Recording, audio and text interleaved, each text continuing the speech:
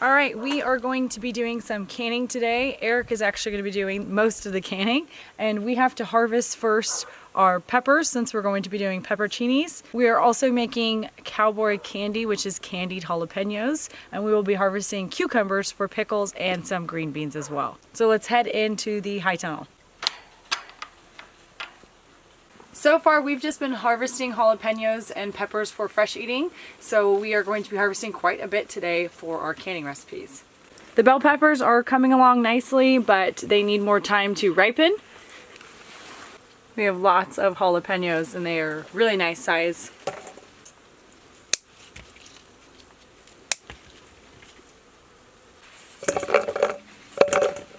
We've got a combination of jalapenos and serranos for our cowboy candy. I'm going to put this aside and we're going to harvest banana peppers. We usually grow pepperoncinis, but ours this year did not fare out very well, so we ended up picking up a few of these banana peppers and are pretty excited with their growth so far. We finished picking our banana peppers, and we also picked some Anaheim peppers. This is the first time growing them for us, and I think they taste a little sweet. They're a really nice pepper, so I'm pretty excited with this. And we need to get started on our cucumbers. These are bush pickles, and we like to harvest them when they're a little bit smaller. So I'm going to be pulling a few of them that are even smaller than this. These went a little long, but we wanted to wait until we had enough for a good pickle batch.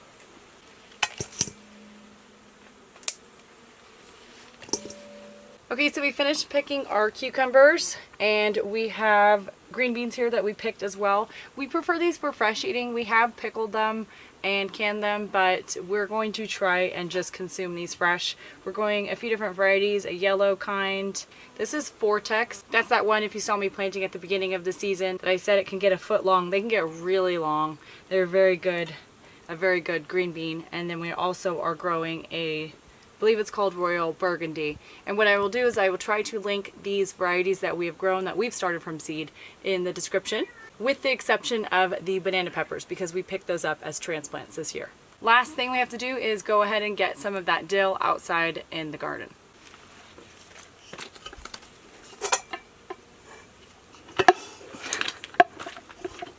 We were fortunate this year to have excess dill. I have some in the greenhouse I've been harvesting from, and we have a lot out here in our strawberry bed that we've been harvesting from.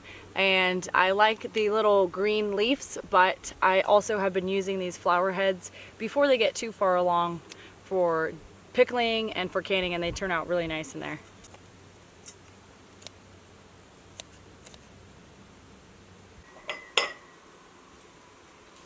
All right, we are back in the kitchen with all of the produce we just picked, and first thing we're starting with is our dill pickles. And when it comes to pickles, for us, there's nothing worse than opening a can of pickles and having them be soft. So what we do is we make sure to pick our dill pickles when they are just starting to get big enough. You don't want to wait until they start to turn yellow and get more seeds on the inside. That's going to give you kind of a soggy pickle. So what we're doing is just a really simple dill pickle recipe. We're just shoving some dill in the jars, and we're also going to put some peppercorns in there and some alum.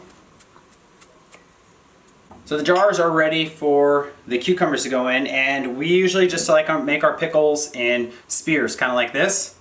And what you do is, if you have a really tall pickle, you want to cut them down where the spear is going to fit in here, and you want to leave yourself 1/2 inch headspace. So to do that, you want to take off kind of chunks of the pickle until you get the right height, and then you can usually just make one can with these kinds of odds and ends. So we've already got some in the spears. We're just going to go ahead and pack them in there. Then we also have these small ones, which I'm just going to leave whole. And then you can use these little odds and ends to kind of fill in gaps if you have them. So this is a lot bigger one. We let this one go a little too long. So what I usually do when you get a big one like that is I'll just go ahead and cut a V where these seeds are, and we'll just get rid of the seeds, because that's what tends to get mushy on your pickles. Alright, so we ended up with 8 jars of pickles. Now we are going to fill them with our brine, making sure to leave a 1/2 inch headspace. And our pickle brine is pretty simple. It consists of equal parts of water and vinegar. We do a little bit of white vinegar and apple cider. We do some sugar and some salt. And that's it. We like these pretty simple, and that way we don't have to add a bunch of ingredients and spices that we don't have.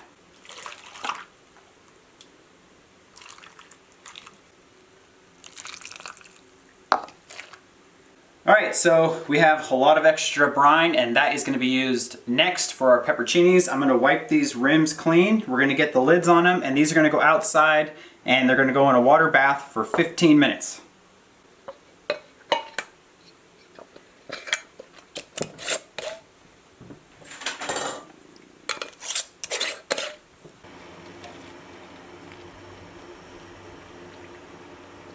Alright, while the pickles are in the water bath outside, we are getting our pepperoncinis ready. And all we're doing with these is slicing them into nice big rings. And as far as our brine goes, the only thing we changed from our pickle brine to our pepperoncini brine is we added a little bit more vinegar to it.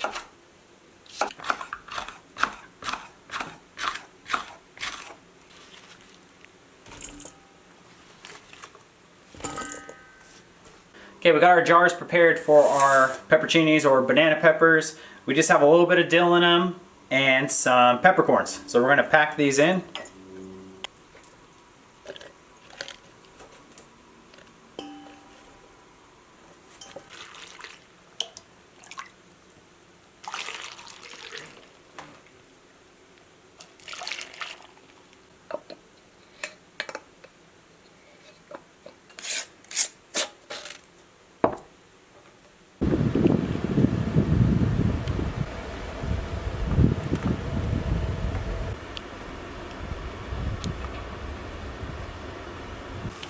Okay, and the pepperoncinis are also going to go in for 15 minutes.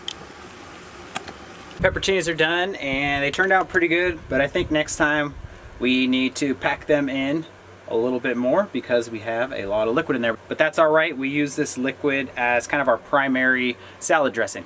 Up next is cowboy candy, and what cowboy candy is basically candied jalapenos or whatever peppers you want to use. We're using serranos and jalapenos and like a really sweet syrup. And some of the things you can use this for is you can top meat with it, you can put them in salads. It's really good with cheese and crackers, and the leftover liquid after you use a can of these has become one of my favorite marinades for making jerky. So we're gonna get started making these. We have 6 cups of sugar in this pot. We're gonna add about a cup of apple cider vinegar, a cup of regular white vinegar, some celery seeds, peppercorns, and some turmeric powder. We're going to get this on medium heat, get it all dissolved, bring it up to a boil, and then we're going to add our jalapeno slices to it. So let's get those sliced up.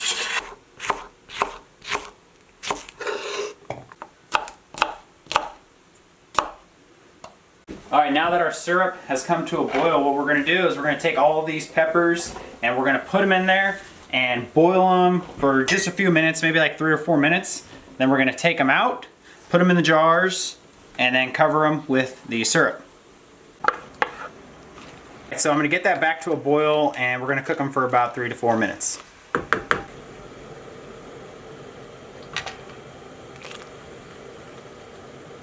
Okay, now we're going to get these jalapenos into the jars. Okay, now we're just going to get our hot syrup poured over these.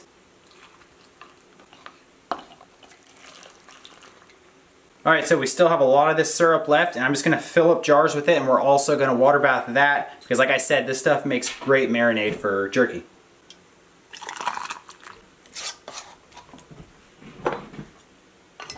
So these are going to go in the water bath for 10 minutes.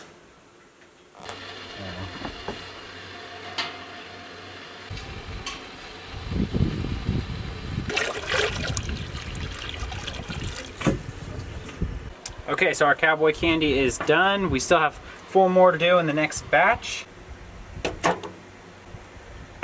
One of the last things we're going to be doing today is we're going to be canning some salmon. This is pink salmon we caught a few days ago, and it has been brining in the fridge in a mixture of water, salt, and sugar. A lot of times we'll smoke this before canning it. Today we're not going to. So what this is going to be is more adding it to recipes. On the other hand, when we have it smoked, that's more going to be like fresh eating straight out of the can. So we're just going to do this no smoke today. In our cans we have a bunch of herbs, anything from parsley, dill, tarragon. We have some peppercorns in there, and a little bit of salt. So we're going to pack these cans full.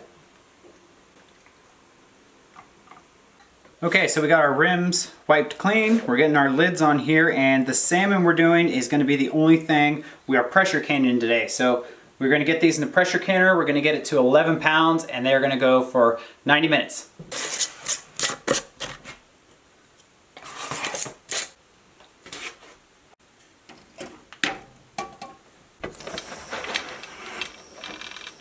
So the salmon's in the pressure cooker. We got an hour and a half till that's done, so we figured we would get some more canning done. We are going to pickle some extra of those green beans that we had, and I just made up the same brine that we used on the pickles, and we're just going to do some dill in our jars.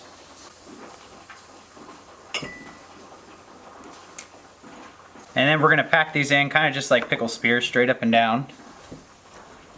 So it looks like we're going to get 3 jars out of these ones. We're going to save the rest for fresh eating. And we already got the water hot out there in our pressure canner, so it won't take long to get it back up to heat. And then we're going to water bath these for 15 minutes.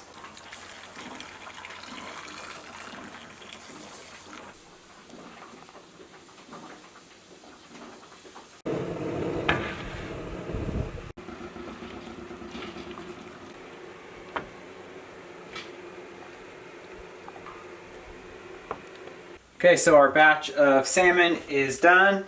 I'm gonna get these pulled out and brought outside, and we're gonna show you guys everything that we can today.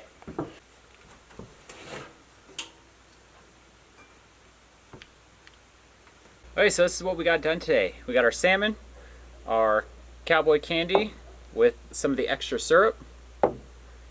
Got our pepperoncinis and our pickles.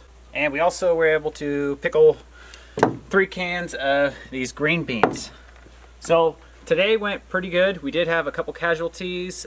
1 can of salmon did not seal. Also 1 jar of the pickles did not seal.